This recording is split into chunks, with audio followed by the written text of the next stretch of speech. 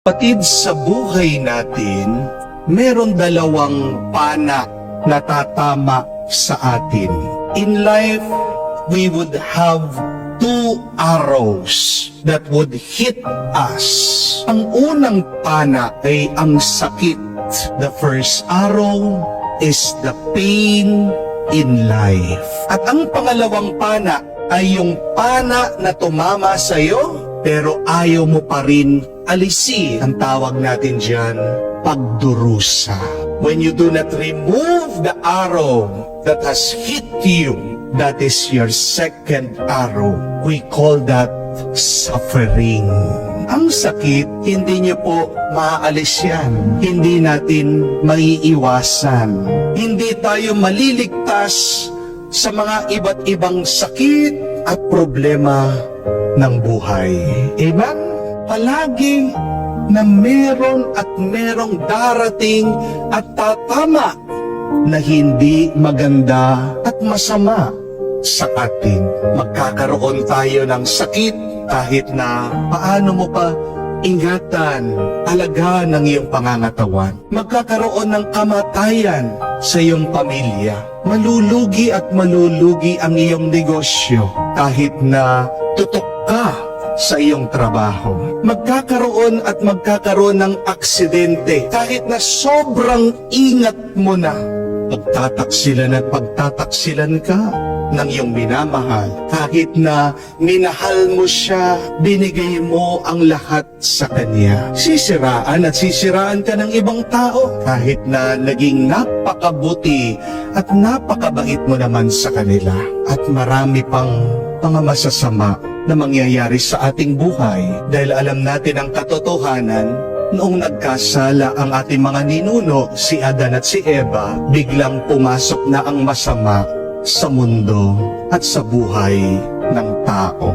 Pero kapag hindi mo naialis ang pana o ang sakit na dumapot sa iyo, ang tawag po dyan, pagdurusa.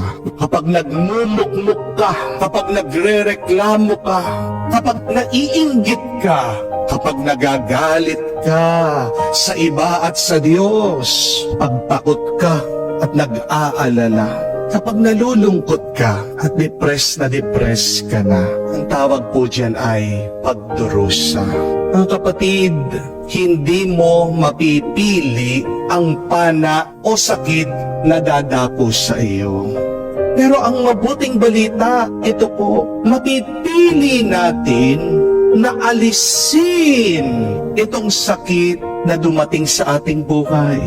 Ibig sabihin, hindi man natin maiiwasan ang mga iba't ibang problema sa buhay. Ang maiiwasan natin ay yung mas lumala ang ating mararamdaman. You can never choose your pain, but you can choose not to suffer.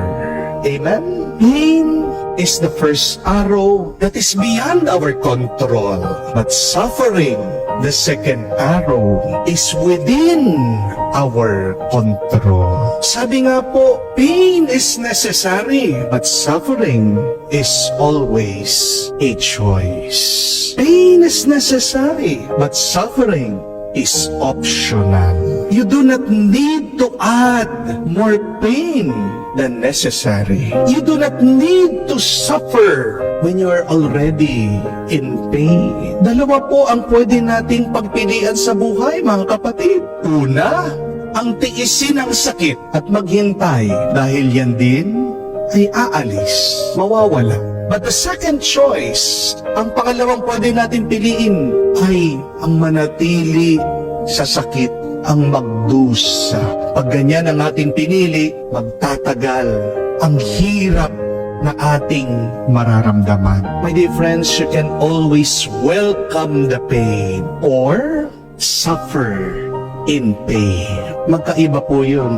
Magkaiba yung tinatanggap mong sakit at yung nagdurusa ka sa sakit. Tingnan niyo po, sa ating ebanghelyo nabasa natin ang mabuting balita. Ang ating Panginoon, pagkabuti-buti niya, pagkabait-bait niya, pagkabanal-banal niya, merong mga tao na gusto siyang dakpin at patayin at pahirapan at ipahiya. Pero kahit na alam ng Panginoon nito na mayroong mga taong masasama sa kanya, hindi niya hinayaan yun na mapigilan siya na gawin niya yung gusto niya, yung minamahal niya. Sabi po, alam naman ng ating Panginoon na mayroong mga taong may masamang intensyon sa kanya, pero gusto pa rin niyang pumunta sa templo. Ang templo na bahay ng kanyang ama. Kahit na patago, hindi hayagan siya'y pumunta sa templo.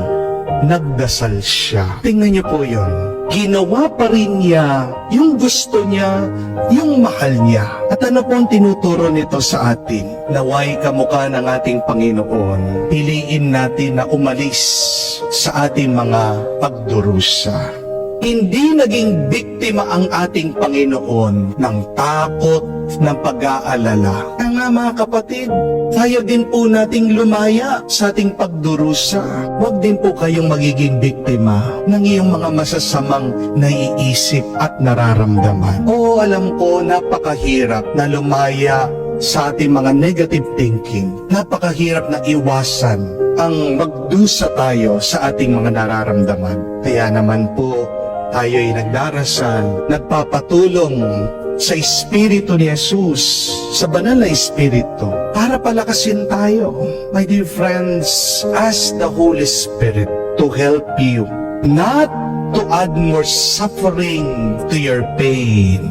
Tandaan niyo po, hindi ka naman kailangan magdusa ng mas marami pa. Kung nasaktan ka, tama na. Sumunod ka kay Jesus.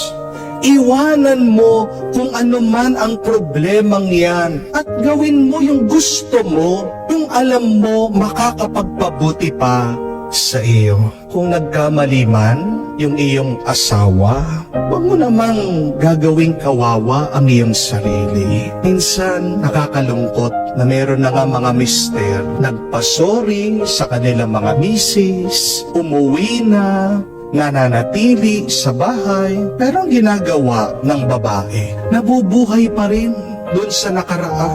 Palaging nire-rehearse, palaging inaalala yung ginawa ng kanyang asawa. Kaya nga niyayakap na siya nung kanyang asawa, hinahalikan.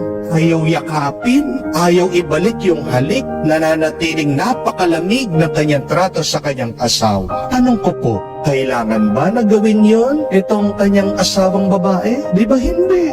Some wives are suffering, and it is their own fault. It is their own choice. Hindi ka naman kailangan magdusa, pero bakit pinipili mo? Sabihin mo na yung mga iba, alam ko po, minsan hindi makatulog. Meron silang anxiety. Buong gabi, gising, tumatakbo yung kanilang isip. Pero nung ginagawa nyo sa inyong sarili, hindi ba lalo nyo pang pinapahirapan ang iyong buhay? Kaya nga nanghihina ka kasi hindi ka nakakapagpahinga ng mabuti? Doon ba sa iyong pag-iisip may magagawa ka? Wala, hindi po ba? You are adding more suffering to your pain. Father, hindi ako makatulog. Hindi, humiga ka, magdasal ka, huminga ka, pikit mo ang iyong mata. Hindi mo naman kailangan mag-isip na mag-isip. Pwede mo naman libangan ang iyong sarili.